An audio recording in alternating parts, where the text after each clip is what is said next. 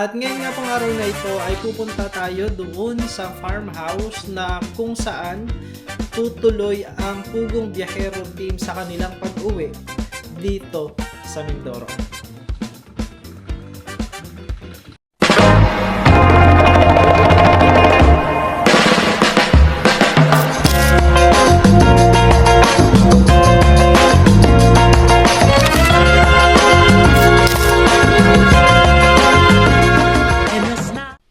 Ayan, magandang araw po sa inyo lahat mga kababayan. Happy Chinese New Year! Ayan, Martes na Martes at Chinese New Year ngayon. Kaya naman Happy Chinese New Year po sa ating lahat. Samahan niyo po ako mga kababayan dahil ngayong araw ay pupuntahan po natin yung ating farmhouse na ipinapagawa na siyang tutuluyan ng buong Pugong Biyahero team sa kanilang pagdating dito sa Mindoro. Bago po tayo pumunta doon sa farmhouse, pupunta muna po tayo kay Momay dahil meron tayong ibabalita sa kanya.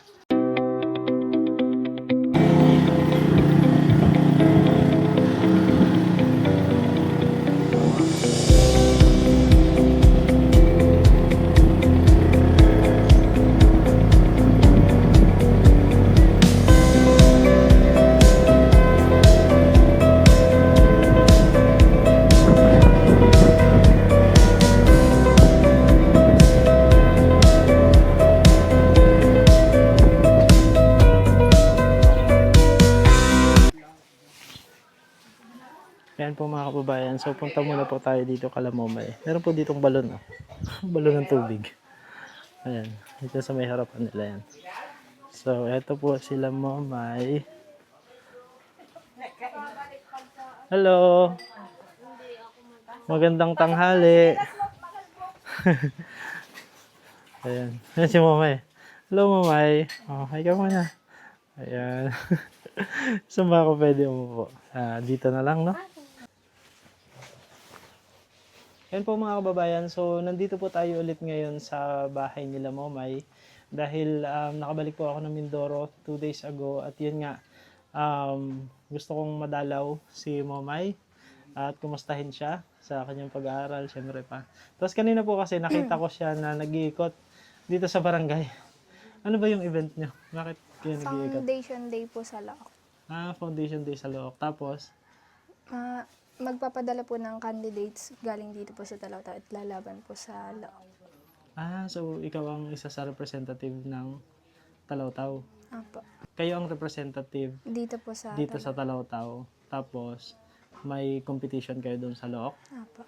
Ayun. Yung Look po mga kababayan, yun po yung bayan namin, bayan ng Look. Ito po ay Barangay Talautaw. So anong klaseng competition yun? Sa pageant po. Pageant. Okay. Parang Mr. and Miss, ganun. Apo. Kailan yung magiging pageant niya? March 5 po. March 5. Oh, malapit na. Paano mo pinaghahandaan yung pageant na yun? Practice po ng practice. May nag-ano po sa amin si Sir Gary po. Pinapractice kayo? Apo. Okay. May mga question and answer din ba yan? Meron daw po. Meron din. Naku, kailangan. Sa hashtag po. Ganun. Okay. So, lalabas yung lalabas ang talino ng mga candidate kasi pagka ganun, di ba? Ayan. So, sa March 5 ang punta ninyo at kayo ay magre-represent ng Barangay Talautaw. Okay. So, good luck. Good luck sa'yo. Good luck sa mga kasama mo. Ayan. Thank you po. So, nung napanood mo na ba yung video? Apo. Anong masasabi mo dun sa video mo?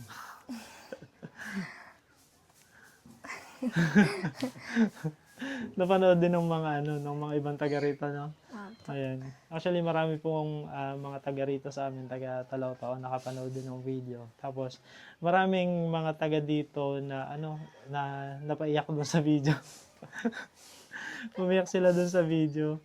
Tapos yun, hindi lang yung mga taga rito sa Talautaw, kasi even yung mga taga ibang lugar na nakapanood nung kwento mo, talagang naapektuhan din sila doon sa istorya ng buhay mo. Lalo yung even yung mga nasa sa ibang bansa, ng mga Pinoy na nakapanood. So, naapektuhan din sila. Ayun. At marami din na mga tao, syempre yung mga natuwa na kasi nga alam nila na matalino ka at sa kabila noong kumbaga yung mga hamon ba sa buhay, pero pinagpapatuloy mo yung pag-aaral. Kaya napakagandang ano no. Marami natuwa, marami ang humanga sa kung paano mo nilalampasan yung araw-araw. Ayan.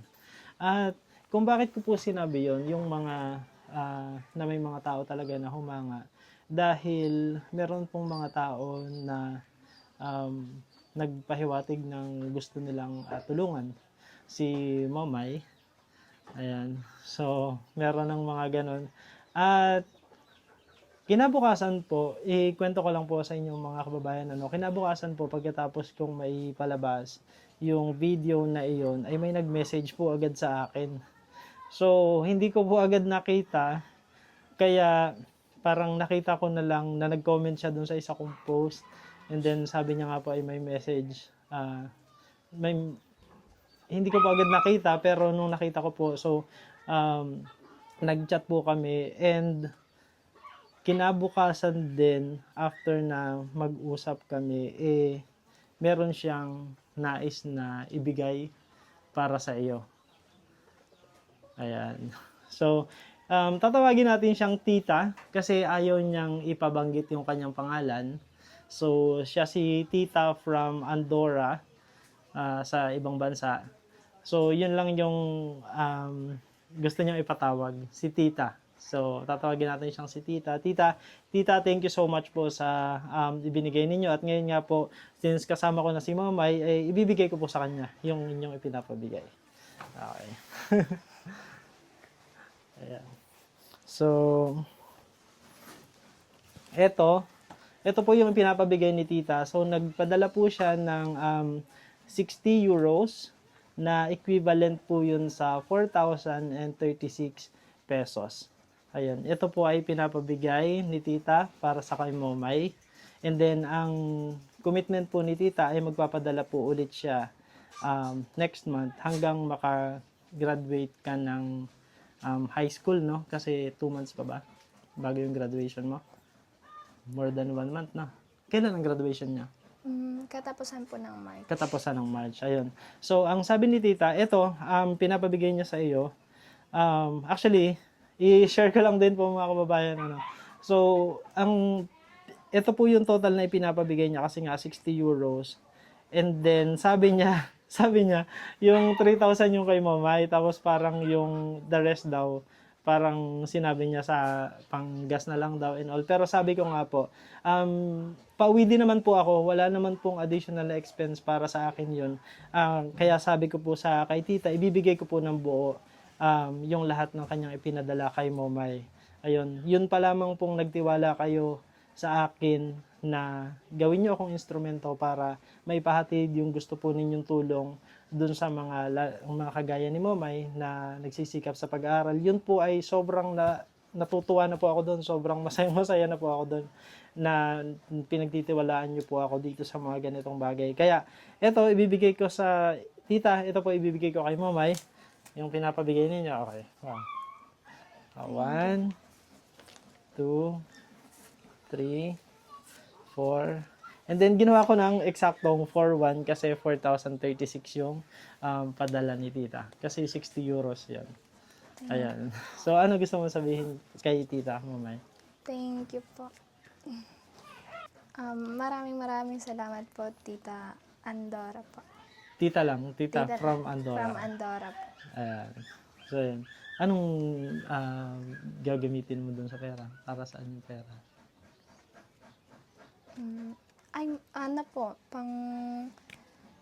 Sa class. May class pictorial po kasi kami. Tapos, may mga event pa rin po kami. Kailangan pa rin po ng pera din. Malaking tulong po ito.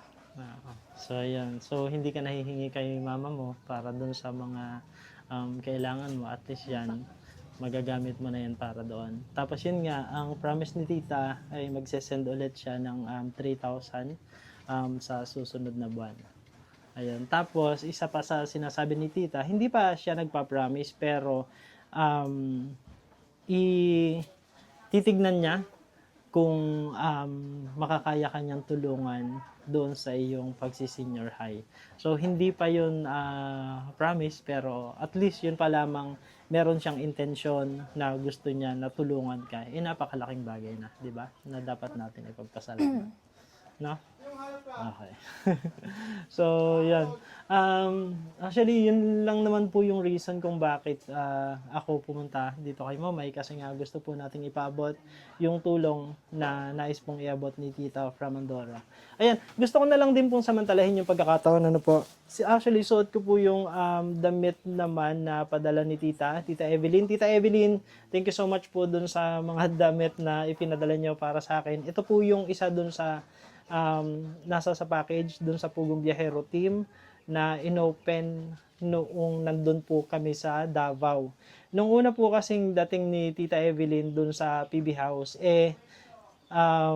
hindi niya po alam na ako at si JR ay nandun sa bahay. Kaya naman sabi niya po sa amin, sa next na package niya na lang kami isasama, which is yun nga po, parang after 2 weeks yata or 3 weeks, meron na agad siyang package and then kasama po kami dun sa binigyan niya.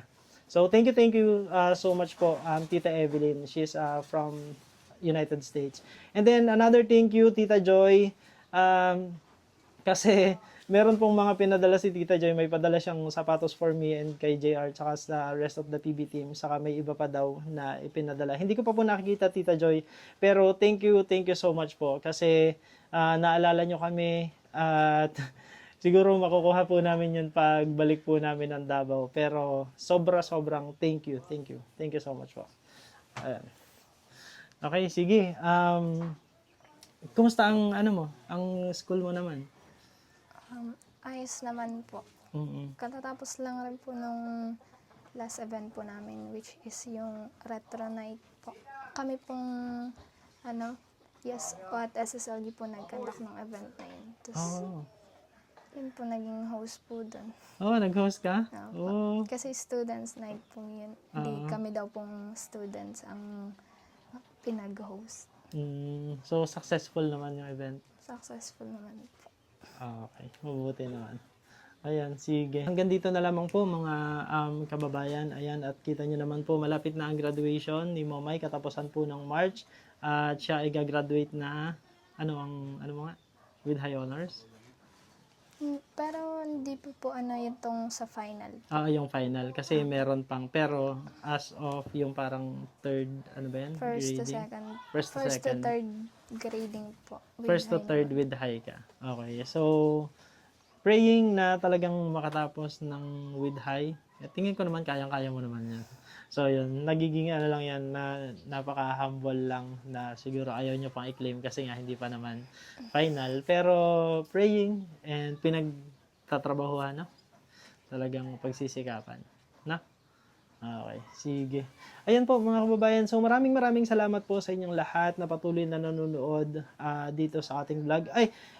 Gusto ko lang din pong pasalamatan pala si Dr. Samantha Craig. Dr. Samantha Craig, maraming salamat po sa patuloy na pagbibigay naman po ninyo ng scholarship kay Christine. Yun po yung isa nating scholar na taga Pinagbayanan. Patuloy po yan. Regular na nagpapadala po yan si Dr. Samantha Craig ng monthly allowance ni Christine. Kaya naman si Christine, nagme-message din po yan at forward ko din kay Dr. Samantha Craig na super thankful po talaga si Christine dahil patuloy na nakakapag-aral siya ng maayos doon sa Paluan, doon sa kanyang ALS program. Ayan. So, I think this March din po, end of March din yata yung final nila para doon sa ALS. So, praying na sana ay maipasa din ni Christine yung kanyang ALS program. Ayan, so mga kababayan, hanggang dito na lamang po. Maraming salamat po sa inyong patuloy na panonood sa aming mga video sa buong Pugong Biyahero team po. At sana po ay palagi ninyong suportahan pa yung aming mga ibang video sa mga susunod na araw at sa mga susunod na buwan. Lalo pa, ang buong Pugong Biyahero team po ay pupunta dito sa amin sa Talawtaw. Iyan ay sa katapusan din ng March. Mukhang nandito ang Pugong Biyahero team sa graduation nyo. So, yan. So, pupunta po dito sa Talawtaw ang Pugong Biyahero Team, kaya naman po yun ay pinaghahandaan din po natin. At yun nga po, after po ng interview ko dito kay Momay, ako naman po ay pupunta doon sa farmhouse na pinapagawa po natin at ipapasilip ko na din po yun sa inyo mga kababayan. Kaya naman muli, magandang umaga, magandang tanghali, magandang gabi kung nasa sangpanig man po kayo ng mundo. Magandang araw po sa inyong lahat at ang lagi po namin panalangin ay i-bless po tayo ni Lord. Thank you everyone and have a happy Chinese New Year today. Thank you. Bye-bye. Okay. Ito po mga kababayan, so papunta na po tayo doon sa farmhouse. Na pinapagawa po natin para sa pagdating ng Pugong Biyahero Team. Ayan, ayun po, tabing dagat po yan. Pero dito po tayo dadaan sa kaliwa. Samahan nyo muna po ako, samahan nyo po kami, ipapasyal ko muna po kayo dun sa, para makita nyo yung view dito sa isla. Ayan, tulay, medyo mataas na tulay. Ayan po, pagkadami-daming mga bangka. Kasi upang unahin pinagkakakitaan po dito ay pangingisda ng mga mamamayan.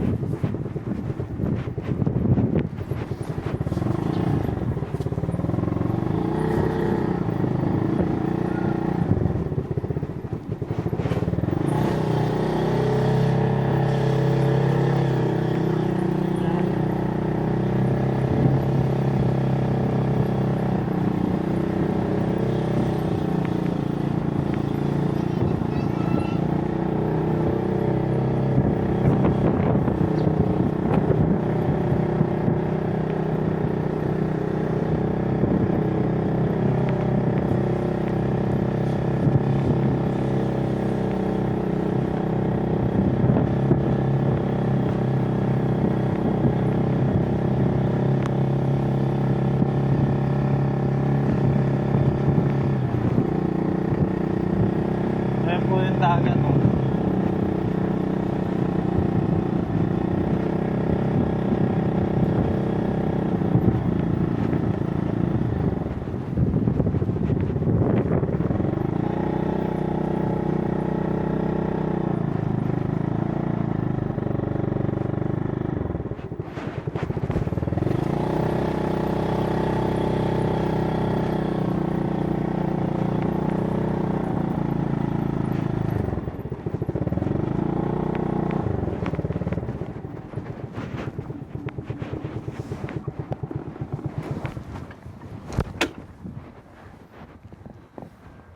Ayan po mga kababayan, so ipapark lang muna po namin yung motor dito kasi kailangan nating maglakad. So mula po dyan, kung nakikita nyo po yung area na yon, yun po ay tabing dagat.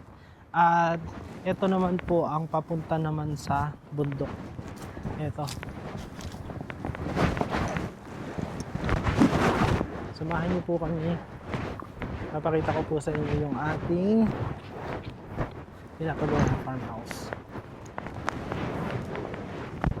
Ang totoo po niyan, sobrang kinakabahan talaga ako kung aabot pa ba kasi nga, 'di ba ano na po ngayon?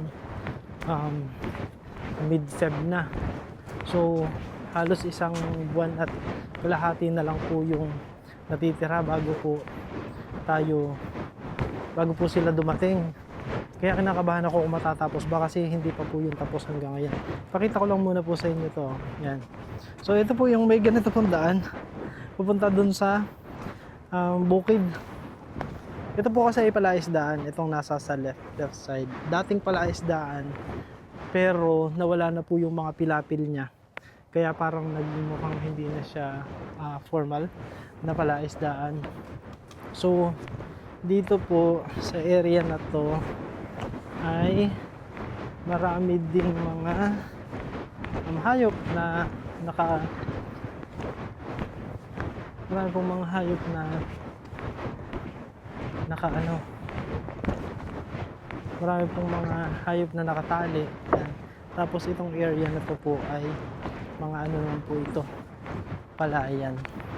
Tapos ito po mga kababayan, so talagang nung una po sabi ko sabi ko, talagang nung una po sabi ko, parang ayokong i-share kumbaga yung ano yung pinapagawa po natin na, pero na-realize ko po kasi na makikita din naman po ng lahat dahil nga pupunta naman dito ang Pugong Biyahero Team, kaya naman sabi ko sige, okay lang din siguro na ma-share na din natin kung ano yung farmhouse po na pinapagawa po natin. So ngayon papakita ko po sa inyo, ito po yung ating pinapagawang farmhouse na hopefully ay matapos bago po dumating ang Pugong Biyahero Team. Ito po.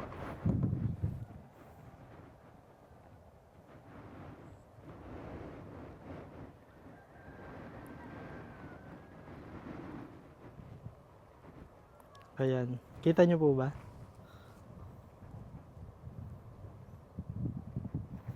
Ayun. So hindi pa po siya tapos. Kaya naman hoping na sana matapos siya.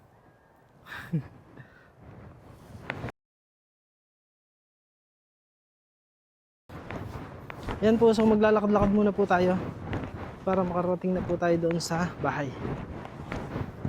Ayan po, yung mga baka. So na-imagine ko na kung ano ang gagawin ng Pugong Biyahero Team dito sa lugar na to. Kasi kita nyo naman po yan, napakalawak. Tapos maglalagay po tayo dito ng volleyball net. Kasi gusto ni PJ, ni Pugong na maglaro ng volleyball ang Pugong Biyahero Team dito.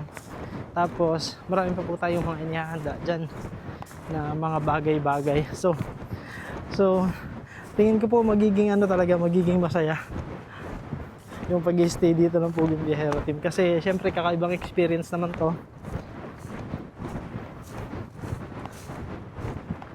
Ayan. So hindi pa po talaga tapos yung ating bahay. Ginagawa pa po siya, ongoing pa yung construction.